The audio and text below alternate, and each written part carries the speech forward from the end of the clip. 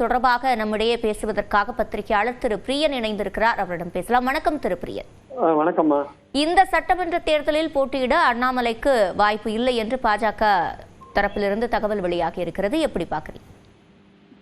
அதாவது அண்ணாமலையை பொறுத்த மட்டும் அவர் தமிழக பாஜக தலைவராக இருந்த போது என் மண் என் மக்கள் யாத்திரையெல்லாம் போனாரு. பாஜக வளர்க்கறதுக்கான முயற்சிகள் இறங்கினாரு.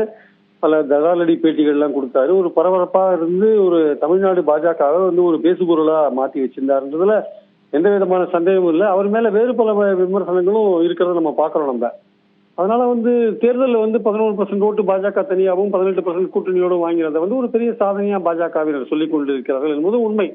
அது எந்த அளவுக்கு சரின்றதை இன்னும் கொஞ்சம் டீட்டெயிலா பார்க்க வேண்டியிருக்கு. பட் அவங்க சொல்லிட்டு இருக்காங்க இது ஒரு பெரிய சாதனை. இந்த சூழல்ல தான் அதிமுக மீண்டும் வந்தபோது, கூட்டணிக்கு வந்தபோது அண்ணாமலையுடைய பதவி பறிக்கப்பட்டது என்பதுதான் உண்மை. பறிக்கப்பட்டதுன்னா அண்ணாமலை ஏற்கனவே அண்ணாவை பற்றியும் ஜெயலலிதா பற்றியும் எடப்பாடியை பற்றியும் விமர்சனம் பண்ணதுனால அவர் தலைவராக இருந்தா கூட்டணி அமைக்கிறதுக்கான வாய்ப்பு இல்லைன்னு எடப்பாடி சொன்ன உடனே அவருடைய தலைவர் பற்றியை ரிமூவ் பண்ணிட்டாங்க. ஸோ இந்த சூழல்ல அண்ணாமலைக்கு ஒரு தமிழ்நாடு பாஜக தொண்டர்கள் மத்தியில் ஒரு ஆதரவு இருக்கின்றதை மேலிடம் புரிஞ்சுட்டு இருக்கு.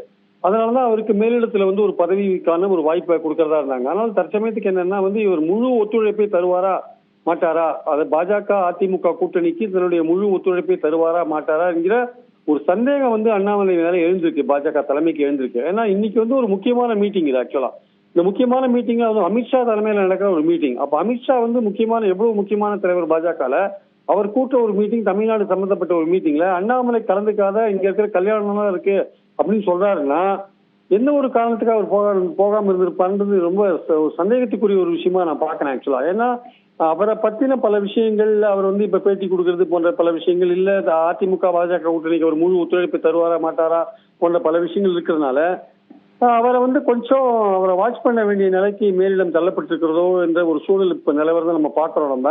ஸோ அதனாலதான் இப்போ வரப்போற எம்எல்ஏ எலெக்ஷன்ல அவருக்கு சீட்டு கொடுக்காம நேஷனல் லெவல்ல அவருக்கு ஒரு பதவி கொடுத்து கூப்பிட்டு போற மாதிரியான ஒரு ஐடியா வச்சிருக்காங்க போல் இருக்கு.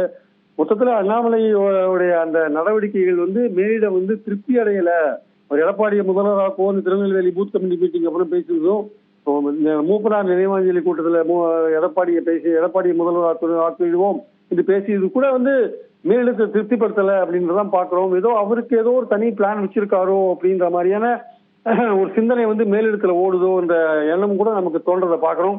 அதனால அவர் தமிழ்நாட்டில் எம்எல்ஏ பதவிக்கு போட்டி போடுறதுக்கான வாய்ப்புகள் இல்லை அப்படின்னு சொல்லும் பொழுது நிச்சயமாக அவர் மேலிடத்தோட ஒரு கூர்மையான பார்வைக்கு உள்ளாகி இருக்கிறார். அவருக்கு நேஷனல் லெவல்ல ஒரு பதவி கூட அவருடைய பர்ஃபார்மன்ஸை பொறுத்து தான் இருக்கும். இனிமே அவர் தமிழ்நாட்டில் ஒரு பிரச்சாரம் பண்றதுக்கான வாய்ப்புகள் இல்லைன்ற போது அவர் கம்ப்ளீட்டா அந்த சீன்ல இருந்து எடுக்கிறாங்களோ அப்படின்றத நம்ம பாக்குறோம். நம்ம இது காரணம் அண்ணாமலை பத்தின அவருடைய எதிர்கால அரசியல் எப்படி இருக்குன்ற பத்தின ஒரு சந்தேகம் பாஜக தலைமைக்கு வந்திருக்குன்னு நினைக்கிறேன். அதோட விளைவுதான் இந்த விஷயங்கள் நான் நினைக்கிறேன் ஆக்சுவலா.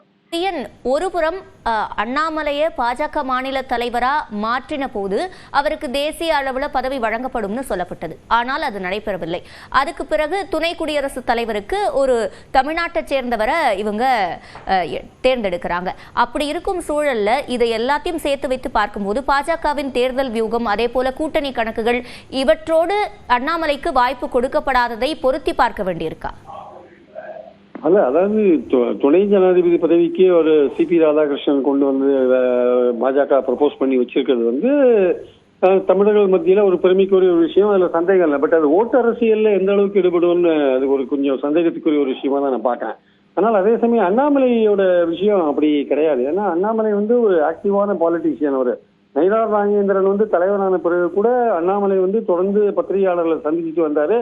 அது மட்டும் இல்ல, அமித்ஷா அவர்கள் சொன்ன விஷயம் என்டிஏ ரூல் தான் தமிழ்நாட்டுல ஆட்சியில் பங்கு போன்ற விஷயங்களை அமித்ஷா சொன்ன போது அதை மறுபடியும் அழுத்தம் திருத்தமா ரிப்பீட் பண்ணாரு பத்திரிகையாளர் மத்தியில. சார் இது நான் சொல்லல சார், எங்க அமித்ஷா சொல்லியிருக்காரு சார், ஒரு லைன் இப்படி அப்படி நான் சொல்லல சார் அப்படின்னு சொன்னார். அது மட்டும் இல்ல, எனக்கு தனிப்பட்ட ஒப்பீனியன் இருக்கு, அது வேற விஷயம். ஆனா கட்சி இந்த முடிவெடுத்திருக்கிறது என்று பல தடவை சொல்றாரு அவரு.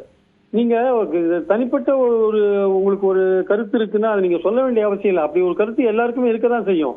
அதை நீங்க வெளிப்படையா சொல்ல வேண்டிய அவசியம் இல்லை. எடப்பாடியை தமிழக முதல்வராக்கணும்ன்றது கூட்டணியோட முடிவுன்னா எனக்கு ஒரு தனிப்பட்ட ஒப்பீனியன் இருக்குன்னு நீங்க கூட சொல்லியிருந்தீங்கன்னா அது அரசியல்ல சரியாக பார்க்கப்படாது ஆக்சுவலா. அப்போ உங்க தனிப்பட்ட கருத்து எடப்பாடியை முதல்வர் ஆக்கக்கூடாதுன்னு இருக்கா? அதனால அந்த பாயிண்ட்ல பார்க்கும்போது நிச்சயமாக பாஜக மேலிடத்தை பொறுத்த மட்டும் அவர்கள் கொஞ்சம் யோசிப்பாங்க, இவர் என்ன பேசுறாரு, தேர்தல் நெருக்கத்துல வந்து இவருடைய நடத்தைகள் எப்படி இருக்கும், கூட்டணிக்கு ஒரு இணக்கமா இருப்பாரா மாட்டாரா போன்ற பல விஷயங்கள் இருக்கிறதுனால அவரை வந்து தமிழ்நாடு சீன்ல இருந்து ரிமூவ் பண்ற மாதிரியான ஒரு விஷயத்துக்கு போறாங்கன்னு நினைக்கிறேன் பாஜக தலைமை. இணைப்பில் வந்து கருத்துக்களை பதிவு செய்தமைக்கு நன்றி திரு பிரியன்.